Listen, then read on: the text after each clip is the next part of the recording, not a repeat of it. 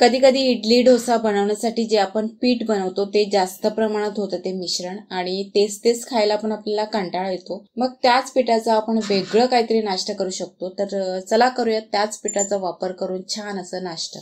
हे उरलेलं इडली डोसाचं पीठ आहे. त्यात काळी मिरी पूड, चाट मसाला, मीठ, कोथिंबीर सगळं मिक्स करायचं. आता ह्या दुसऱ्या वाटीमध्ये मी दुसरं मिश्रण तयार करते. त्यासाठी हे उकडलेले आणि ठेचून घेतलेले कॉर्न आहेत. त्यात अद्रक, कांदा, सिमला मिरची,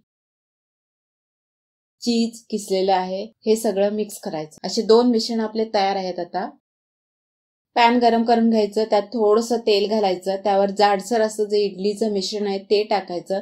त्यावरती आपण सारण म्हणून तयार केलेले जे भाज्यांचं मिश्रण आहे ते घालायचं आणि दोन्ही साईडनी भाजून घ्यायचं. हे पटकन तयार होतं. पिझ्झापेक्षाही चवीला छान लागतं. मुलांनाही आवडतं. अजून काय पाहिजे? हे छानचं नाश्ता एकदा तयार करून पहा. रेसिपी पाहिल्याबद्दल थँक्यू. अशा नाश्त्यासाठी छान अशा रेसिपीज येत राहतील. त्या तुम्हाला पाहिजे तर प्लीज चॅनलला सबस्क्राईब करा.